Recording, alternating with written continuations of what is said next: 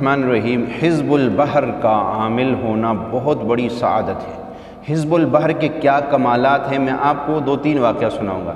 ایک تو حضرت مخدوم ہاشم سندھی ٹھٹوی رحمۃ اللہ تعالیٰ علیہ کا سارا علم آپ جانتے ہیں، جو اہل علم لوگ ہیں وہ اس ہستی کو جانتے ہیں۔ یہ سندھ کے کتنے بہت بڑے جو ہے علماء میں سے ان کا شمار ہوتا تھا۔ انہوں نے درود پاک کی ایک کتاب لکھی جو بہت مقبول ہوئی، ذریعۃ الوصول الی جناب الرسول۔ اچھا، ان کے اوپر ایک شخص نے ایسا حملہ کیا کہ ان کا سارے علوم جو ہے وہ اس نے ان سے سلب کر لی اپنے عمل کی طاقت پر۔ یہ فرماتے ہیں کہ ایسا وقت بھی آیا کہ ایک ظالم شخص نے میرے علوم سلب کر لیے، علوم سلب ہو جاتے ہیں، اس نے سارے علوم میرے چھین لیے، میرا حافظہ ختم ہو گیا، میری زبان پر صرف لفظ اللہ تھا، باقی کچھ بھی نہیں تھا۔ اور فرمایا کہ کئی راتیں ایسی گزری کہ میرے پاس کچھ نہیں تھا، علم نہیں تھا، میں بہت پریشان تھا۔ تو کہتے میرے بھائی مجھ سے بڑا تھا، اس کے اوپر علوم نہیں کھولے تھے، اس کا نام قاسم تھا۔ تو میرا بھائی نا ایک بندہ لے آیا، وہ بندہ حزب البحر کا عامل تھا۔ اس بندے نے میرے سامنے بیٹھ کر حزب البحر اونچی آواز سے پڑھنی شروع کی، کہا کیونکہ ان کو پہلے بھی حزب البحر سے کچھ مناسبت تو تھی، سنا تھا۔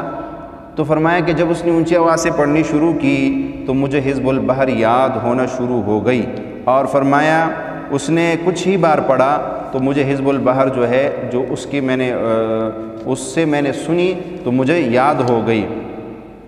فرمایا اس کے بعد میں نے حزب البحر جو ہے وہ میری زبان پہ بھی آنا شروع ہو گئی، اور میں نے بھی اس کے ساتھ حزب البحر پڑھنا شروع کر دی۔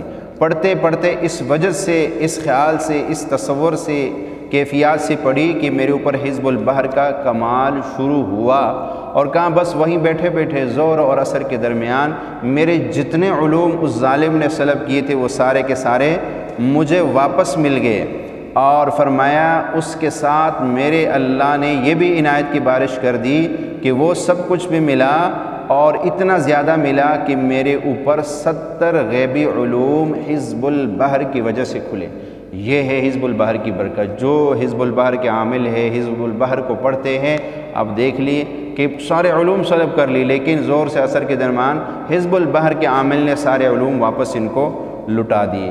ایک 2 واقعات مزید سنیے حضرت شاہ ولی اللہ محدث دہلوی رحمۃ اللہ علیہ کے، بڑے ایمان افروز واقعات ہیں۔ یقین جانیے آپ اس ویڈیو کو آخر تک دیکھیں، آپ کے دل میں حزب البحر کی ایک عجیب کیفیت پیدا ہوگی۔ یہ لکھتے ہیں کہ ہم جو ہے حضرت شاہ صاحب رحمۃ اللہ علیہ لکھتے ہیں کہ میں اپنے گھر میں بیٹھا ہوا تھا، چراغ جل رہا تھا، تو پڑھتے پڑھتے رات ہو گئی، گھر کے تمام افراد سو گئے، چراغ کا تیل ختم ہو گیا۔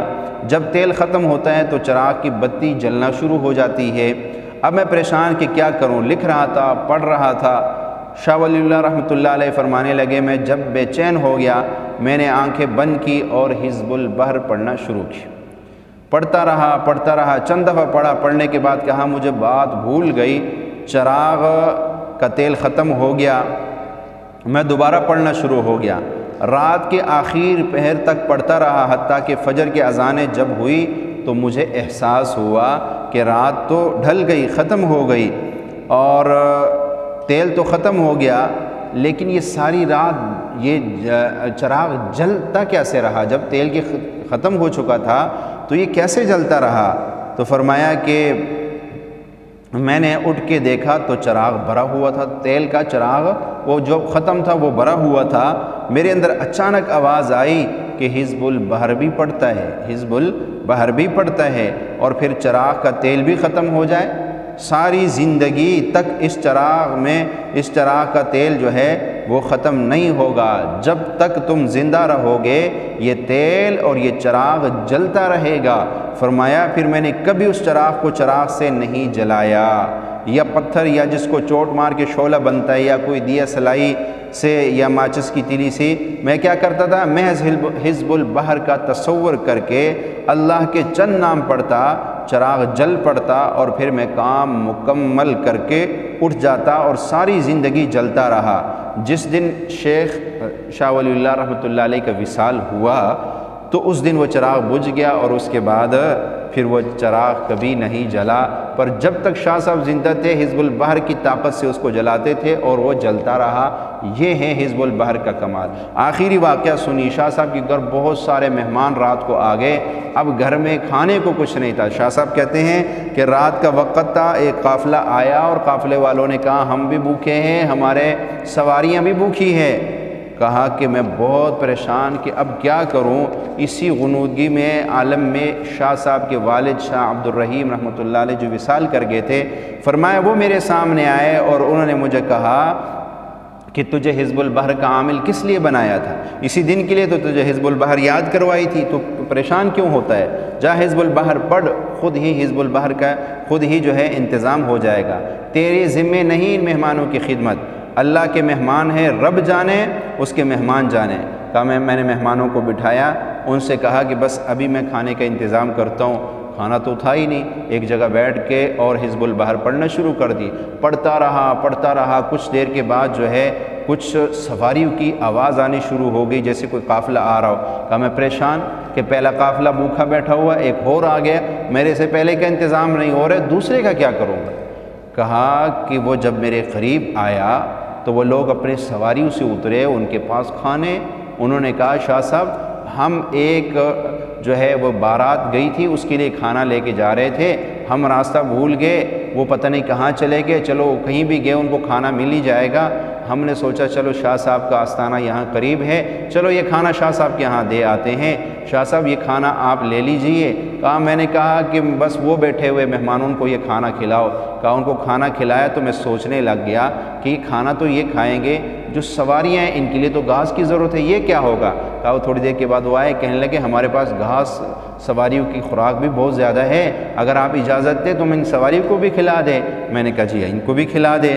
کہا کہ وہ سارا جو ہے انہوں نے سواریوں کا بھی کھانے کا انتظام ہو گیا، اور جو قافلہ وہاں بیٹھا ہوا تھا اس کا بھی انتظام ہو گیا، اور اس کے بعد جو ہے وہ کہنے لگے یہ سارے جو برکت آپ دیکھ رہے ہیں یہ انسان نہیں تھے، بلکہ یہ حزب البحر کے موکلات تھے جو آئے تھے، آپ کے پڑھنے کی وجہ سے انہوں نے مدد کی ہے۔